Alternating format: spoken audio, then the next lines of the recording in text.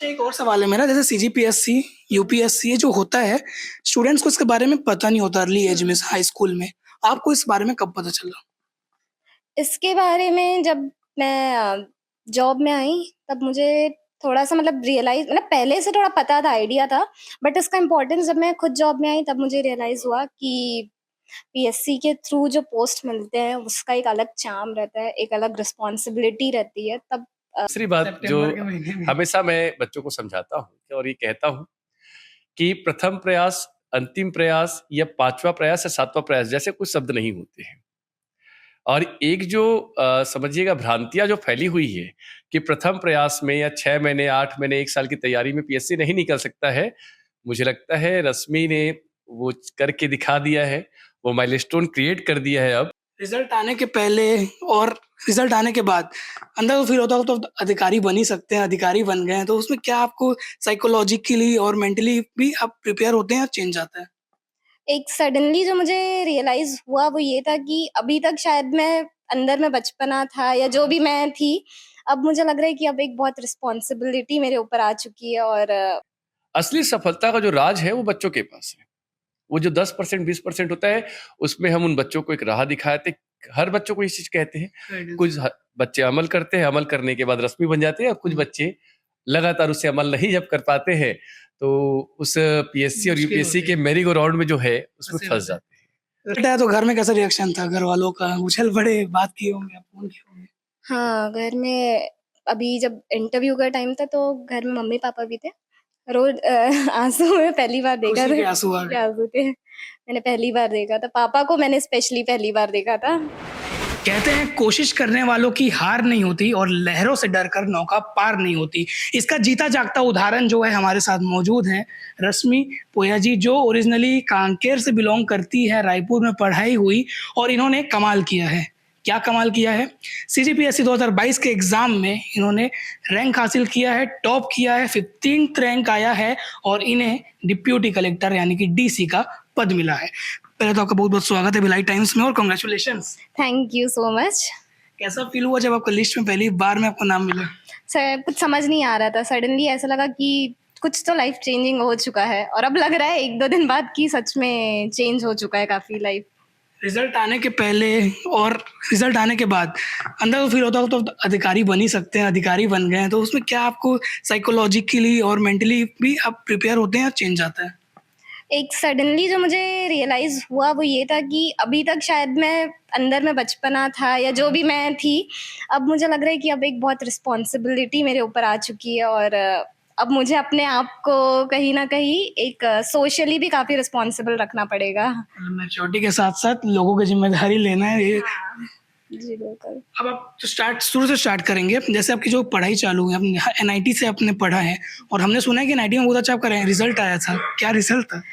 वो मैंने ऑनर्स मुझे मिला है 87% 87 जी, ऑनर्स मिला था मुझे। पढ़ाई में शुरू से आप तेज़ रही हैं मतलब। हाँ, कह सकते हैं। अच्छा, एक और सवाल है मेरा, जैसे सीजीपीएससी, यूपीएससी ये जो होता है, स्टूडेंट्स को इसके बारे में पता नहीं होता अर्ली एज में, हाई स्कूल में। आपको इस बारे में कब पता चला? इसके बारे में जब मैं जॉब में आई तब मुझे थोड़ा-सा मतलब रियलाइज़ मतलब पहले से थोड़ा पता था, आइडिया था, बट इसका इम्पोर्टेंस जब मैं खुद जॉब में आई तब मुझे रियलाइज़ हुआ कि पीएससी के थ्रू जो पोस्ट मिलते हैं उसका एक अलग चार्म रहता है, एक अलग रिस्पॉन्सिबिलिटी रहती है। तब उस तरफ मेरा मन डेविएट हुआ था एक्चुअल में। जॉब की बात कही मैंने, तो जॉब का पूछा नहीं था। आपने जॉब करते-करते तैयारी करी और एग्ज़ाम को क्रैक किया। जी, मैं अभी सीएसईबी में जूनियर इंजीनियर हूँ। अब तो उसको टाटा बाय-बाय कह देंगे।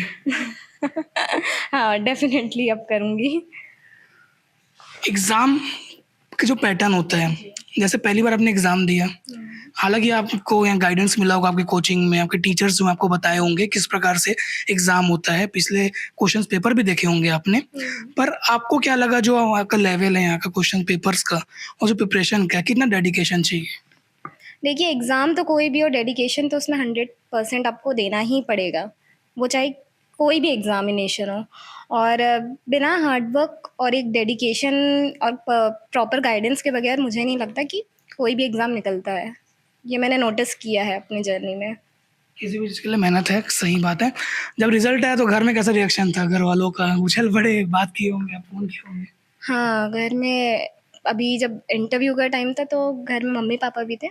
रोज़ आँसू मैं पहली बार देखा खुशी था। के आंसू आ खुशी के गए। आँसू थे। मैंने पहली बार देखा था। पापा को मैंने स्पेशली पहली बार देखा था। आप बोलते हैं जब अपने पिताजी की आंखों में जब आंसू आए तो ज़रूर कुछ बड़ी बात होगी या कुछ बड़ा अचीवमेंट होगा जो आपने करके दिखाया। जी, बिल्कुल। वो जो मोमेंट था वो फ़ोटोज़ में कहीं नहीं है बट हाँ, मैंने देखा है वो मेरे दिल में आँखों कैद हो गए। से। जी। अच्छा, एक और सवाल है आपसे, पहले अब इसमें बात करते हैं कि पेप जो अब एक जो हमारे यंग वन्स हैं, जो करना चाहते हैं सीजीपीएससी की तैयारी, उनके लिए थोड़ा-सा बात करते हैं कि कई लोग फॉर्म नहीं भरते हैं, मतलब उनको लेंदी लगता है कि क्या प्रोसेस होगा, गाइडेंस भी नहीं मिल पाता है। तो उसके लिए आप क्या बोलना चाहेंगे? मतलब ज़्यादा कुछ हेक्टिक रहता है कि प्रोसेस बाय प्रोसेस जाएँगे तो ईज़ी रहता है?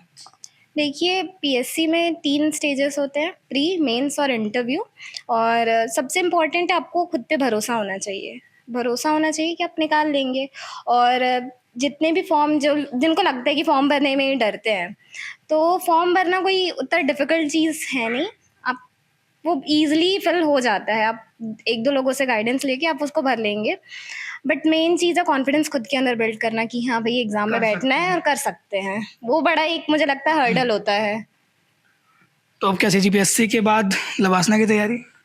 अब वो गाइडेंस मिलेगा, गाइडेंस के साथ ही मैं कुछ बोल सकती हूँ। गाइडेंस तो आपकी बढ़िया है, देखिए तभी तो आप फर्स्ट अटेम्प्ट में क्लियर कर लिए और आपके अंदर भी कुछ हुनर है, टैलेंट है, तभी आप कर लिए। और जो आप आगे आप जैसे मैंने बोल तो दिया लवासना, पर आपकी क्या फ्यूचर प्लानिंग है? आपके मन में क्या है? देखिए, सबसे इम्पोर्टेंट तो मैं अगर इस फ़ील्ड में आ रही हूँ तो मैं 2 चीज़ों पे बहुत वर्क करना चाहूँगी। एक है फ़ीमेल एजुकेशन और हेल्थ के ऊपर, फ़ीमेल हेल्थ।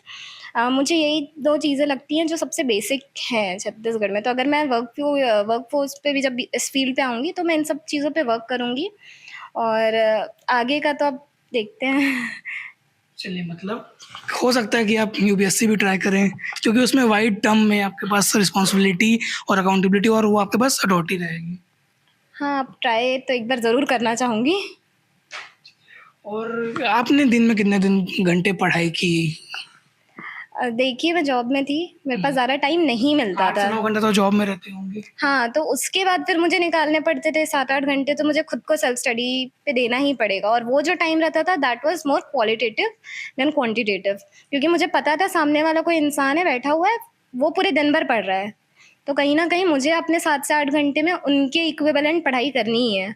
7 से 8 घंटा पढ़ाई, 7 से 8 घंटा ड्यूटी, सोते कब थे आप? वो तो वही पॉइंट है ना, आखिरी बार कब 8 घंटे सोए थे, याद ही नहीं है। अभी मैं सोई हूँ जाके रिज़ल्ट आने के जब बाद। रिज़ल्ट आ गया तो रिलैक्स हो गए। हाँ, तब सोई हूँ। तो मतलब रात की नींद सैक्रिफाइस करके पढ़ना चाहिए कि मतलब क्या आपको मैनेज करना चाहिए? मतलब कि सुबह जल्दी उठ के पढ़ना चाहिए? क्या सजेस्ट करना चाहेंगे आप? वो पर्सन टू पर्सन डिपेंड करता है, उसके बायोलॉजिकल साइकिल कैसा है। मेरे साथ हमेशा मैं नाइट आउल रही हूँ, अच्छा। तो मुझे रात की पढ़ाई अच्छी लगती है। तो मैं ये नहीं बोल सकती कि सुबह उठोगे वो तभी। डिपेंड करता है। डिपेंड करता है, इन शॉर्ट डिफरेंट। मतलब अगर कर रहे हैं तो आप इफ़ेक्टिव और एफ़िशिएंट पढ़ें ताकि जो ज़्यादा है, ज़्यादा घंटे ना दें, कम पढ़ें पर ज़्यादा पढ़ें। और कुछ मैसेज आप देना चाहेंगी यूथ को? फिर आपके जो इंस्ट्रक्टर थे, आपके जो टीचर थे, उनसे भी बात करेंगे कि कैसे यहाँ तक मुकाम में पहुँचे, कैसा गाइडेंस रहा? पहले आप कुछ कहना चाहेंगे? सबसे इम्पोर्टेंट जो तैयारी कर रहे हैं उनके लिए यही है कि आप एक गोल बना लीजिए, एक सेट कर लीजिए कि आपको वो अचीव करना है वो टारगेट। और फिर अपने आप जब एक टारगेट सेट हो जाता है तो आप अपने आप मोटिवेटेड हो जाते हैं कि उसको टारगेट को अचीव करना है। और दूसरा, मैं हमेशा हर किसी से कहती हूँ, नोट्स मल्टीपल सोर्सेस से मत बनाइए, एक ही नोट्स बनाइए और उसी को ही रिवाइज करिए। ये मैंने भी किया है। प्री, मेंस और इंटरव्यू तीनों के टाइम पे मेरे कांस्टेंट नोट्स रहे हैं और मैं उन्हीं को ही रिवाइज कर करके पूरा मैंने अपने कॉन्सेप्ट्स क्लियर किए हैं।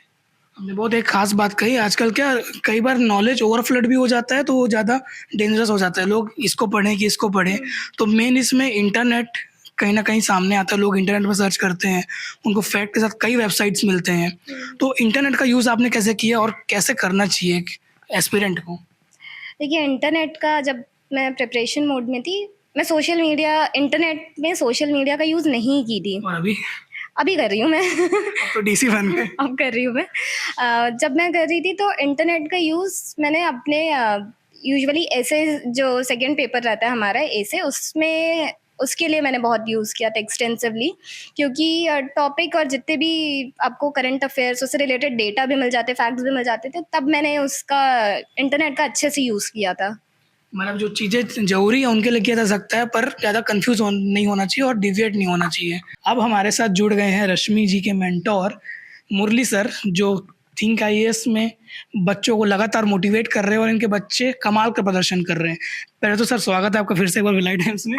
सर्वप्रथम बहुत बहुत धन्यवाद आप सभी का, और ये हम सब के लिए गर्व का विषय है रश्मि का चयन। और प्रथम प्रयास में जिस तरीके से रश्मि ने 15वीं रैंक को हासिल किया है, वो कहीं ना कहीं एक शिक्षक के लिए इससे बड़ा कोई शिक्षक दिवस का गिफ्ट नहीं हो सकता, पहली बात तो।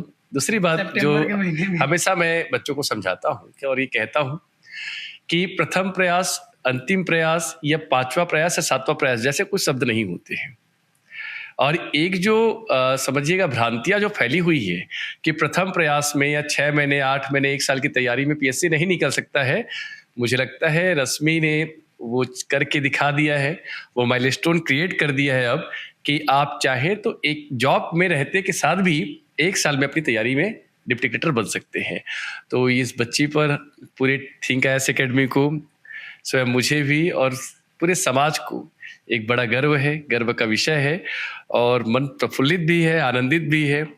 और स्वाभाविक सी बात है, एक शिक्षक का जो अंतिम धर्म और कर्म होता है वो बच्चों की सफलता है, क्योंकि शिक्षक क्या कमाया है उसकी कमाई का आकलन जो होता है वो बच्चों की सफलता के राज में ही छुपा हुआ है।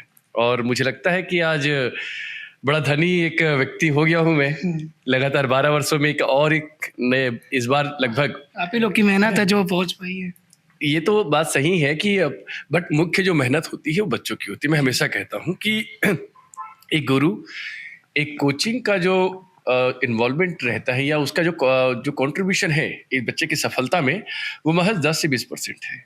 असली सफलता का जो राज है वो बच्चों के पास है। वो जो 10% 20% होता है उसमें हम उन बच्चों को एक राह दिखाते, हर बच्चों को ये चीज कहते हैं। कुछ बच्चे अमल करते हैं, अमल करने के बाद रश्मि बन जाते हैं, और कुछ बच्चे लगातार उससे अमल नहीं जब कर पाते हैं तो उस पीएससी और यूपीएससी के मेरी गो राउंड में जो है उसमें फंस जाते हैं। तो मेरा यही सब बच्चों के लिए एक संदेश है, आग्रह है और विश्वास भी है कि ये जो मिथक जो बना के रखा गया है कि ये मेरी गो राउंड के आधार पर सिविल सर्विसेज निकलता है, उसे दिमाग से पूरी तरीके से निकालिए और खूब तैयारी कीजिए, खूब मेहनत कीजिए। अगले साल रश्मि के साथ और जैसे और कई तमाम बच्चे, हमको भी आना पड़े इंटरव्यू लेने। जी बिल्कुल आएंगे, बिल्कुल, और आपको भी हम बुलाते रहेंगे, हम चाहेंगे। रश्मि से मेरा एक और सवाल है, सर ने बताया 1 साल के अंदर हमने तैयारी की, तो 1 साल में हमने क्रैक कर लिया? हाँ सही में? हाँ। 1 साल में क्रैक करना बहुत बड़ी बात है।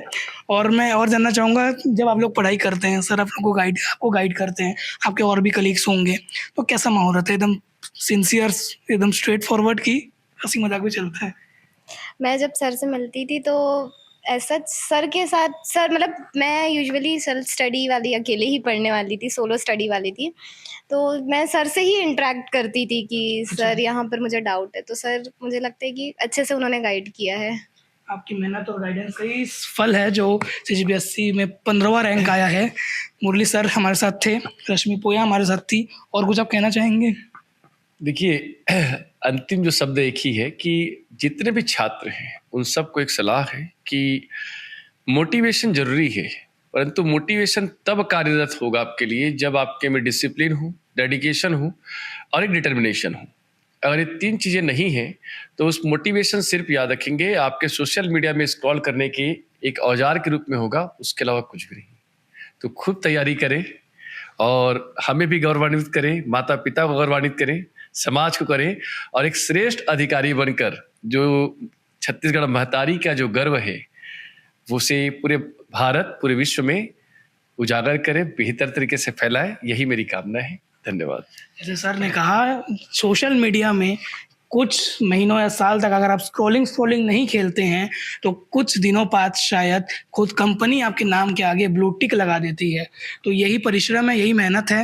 हमारे साथ रश्मि पोया जी जुड़ी थी, मुरली सर जुड़े थे, हमने बात किया, जो 15th रैंक लाया है, गौरवान्वित किया है।